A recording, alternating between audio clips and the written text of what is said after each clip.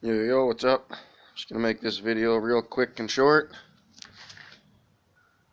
but just came up with this little idea today. I was trying to stack my bike up on boards and stuff like that. As I screw this, got the ratchet straps out, and then just my dirt bike ramp.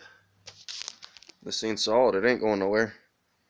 It would be a little bit better, but my back tire's not even tightening. I'm missing the spacer there, so that's an awesome little idea. Gets the bike up a little bit higher so you're not bent over as much. You can see underneath stuff better and all that, so yeah, and I thought it was a pretty cool idea once I was done with it. Get two uses out of your dirt bike ramp anyway.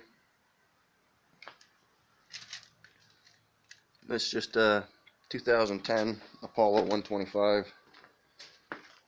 Painted the whole frame, painted the motor, painted the muffler. Had an electrical problem, so I'm just messing around with all the wires and stuff. So yeah, there it is. Dirt bike ramp, little truck dirt bike ramp, made into a dirt bike stand. Thanks for watching.